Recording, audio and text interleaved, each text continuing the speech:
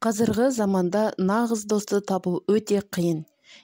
Бізбен бірге кафеге, киноға баратын достар өте көп, бірақ қиын кезде қол ұшын соза алатын достарымыз аз. Менің құрдастарым бір апта бұрын ғана танысқан адамдар досым немесе бауырым деп жатады. Менің ойымша бұл дұрыс емес. Себебі олар дос ретінде қабылдау үшін өмірдің сынақтарын бірге өту керек. Ал егер сенің жаныңдағы уақытын, ақшасын, өмірін құрбан етуге дайын болса, ол шынайы дос деген осы. Бұл өмірде өте құнды нәрсе, сондықтан оны қадірлеу керек. Шынайы достық, шынайы махаббат сияқты сирек кездеседі. Мен үшін достық дегеніміз ол адалдық және сенімділік. Нағыз дос жолдасына ешқашан опасыздық жасамайды. Ол әрқашан жанқияр болады. Бірақ барлығы адам сізбен бас тартқан кезде, ол сізді ешқашан тастамайды, әрқашан қасыңыздан табылады. Шынайы достар шыншыл болады. Есіңізде болсын, достар ол біздің айнамыз. Егер сіз адал болмасаңыз, өз досыңыздан адалдық күтпеңіз. Жалпы сіздерге достық деген не? Яғни адам әрқалай түсінеді. Мен үшін ең алдымен ол қиын уақытта көмекке келетін сенімді адамның болуы. Қуанышыма орай, қазір осындай менің жолдасым бар. Сол үшін өзімді бақытты сезінемін. Нағыз досқа сенің әлеуметтік мәртебең маңызды емес. Ол сені ренжітпейді де, қызғанбайды да. Артынан жаман сөздер айтпайды. Іспен болмаса да, кеңеспен көмектесетін болады. Әрине, кемшілігі жоқ адам болмайды. Ол қателік жасап, жүрекке ауыр тиетін сөздер айтып қалуы мүмкін. Сондықтан да бір-біріне кешірімді болуы керек. Бұл өмірде жалғыз болу өте қиын. Сондықтан әр адам өз досын іздейді. Біз көбінесе көңілді, мейірімді, жаңашыр адамдармен достасуға тырысамыз. Бірақ аспан әрқашан ашық бола бермейді. Көмек керек болған кезде достарымызға жүгінеміз. Міне осы сәтте кімнің қандай екенін есімізге түсінеміз. Сен мұқтаж болған кезде сенен бас тартпаған жолдасынан ешқашан айырылма. Өйткені есіңде болсын, досты жоғалту оңай, ал табу қиын. Қазіргілердің көзқарасы бойынша адамдардың бір-біріне сенуден қалған. Сенгісі келсе де ішінде бір күмән тудырады. Сол себепті достықтың ұғымы ауқымына кеңінен таралған. Қалай десек те достықтың берік, досы бар жандар да көп.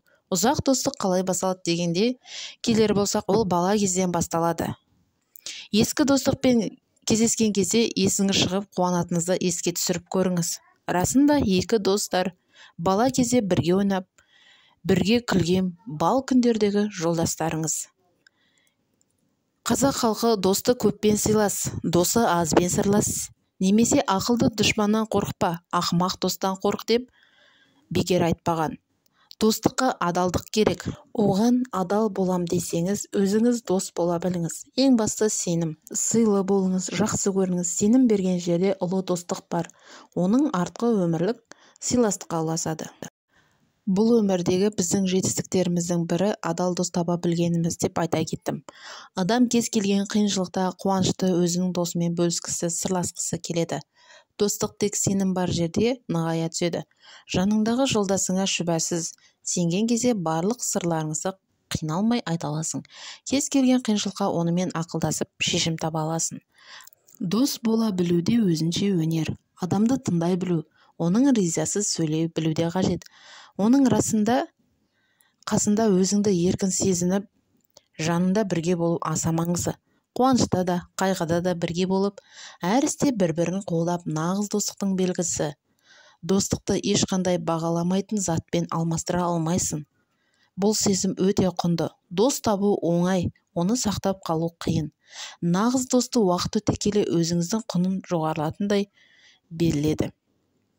Адам баласына іс түскенде жаныңдағы жандардың кім екенін, олардың ішіндегі қайсысы нағыз дос екенін біле алады. Уақыт өте келе достар бір-бірімен туған бауырдай болып келеді. Әрбір қуанышымыз, жетістігіміз шексіз қуанып, бізге әр кез демеу болып жүреді. Сенің кім екеніңді досыңа қарап біле алады. Біздің адам болып қалыптасуымыз достарымыздың алар оны маңызды. Мызғымас сезім мен жаңашырлық достығымыздың негізгі тірегі. Өмірімізде бар болатын кез келген оқиғаға қасымыздағы досымыздың болғаны қандай жақсы. ендеше алдыңға бергісіз достарымызды қадірлеп құрметтеп өтейік. Дос көбеді жүретін сыр ақтарып, жандарынан тұратын шуақ дамып, домбырамын үні де естіледі, достарымның сырлары сияқтанып. Дос жүрегі қашанда аңсағаным, соларменен қосылып ән саламын. Ақ пейілді аңсаған достарым, қуанышпен күлімдеп қарсы аламын. Көңіл дария толқыған асылдарым, сендер менің жылдарым, ғасырларым. Тіршіліктің тұздығы достық екен, достарымнан ештеңе жасырмадым. Шын достықтың оттары жалындайды, дос қамалдар ешқашан алынбайды. Дос көңілдер есепке бағынбайды, дос үректер өсекке бағынбайды. Күн шығады дүниені нұрландырып, достар әні өшпейтін бір мәңгілік. Дос көңілді сияқты шашырайды, күннің өзі көктегі тұрған күліп. Пайғамбарымыз оған Алланың салауаты мен сәлемі болсын. Жаман дос бен жақсы досты сипаттағанда, жақсы дос әтір сатушыға ұқсайды. Қасында жүрсен, жақсы иіс иіскесең немесе жақсы иісті әтірді сыйға тартады. Жаман дос темір ұстасы секілді. Қасында жүрсен де жағымсыз иіс иіскесең немесе бір жеріңді күйдіріп аласың. Мына 4 жағдайда саған деген көзқарасы өзгерген адаммен достаспа.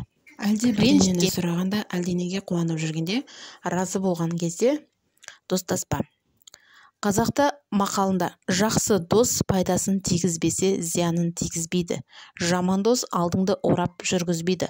Адал досты жаныңда сақтайды, аяр дос малыңды сақтайды деген тағы да бір мақалда доссыз адам тамырсыз терек, досы жоқ адам тұзы жоқ адам деген. Алла елшісі оған Алланың салауаты мен сәлемі болсын. Алла елшісі оған Алланың салауаты мен сәлемі болсын. Екі ағайынды екі қол тәрізді, біреуінің екіншісін жуған секілді өзінде де жуады деген. Бұл хадисте Алланың елшісі екі досты қол мен аяққа емес, екі қолға теңеген.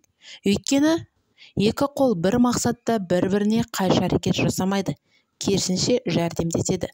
Достықтың бір мақсаты бірлескенде ғана жүзеге асады.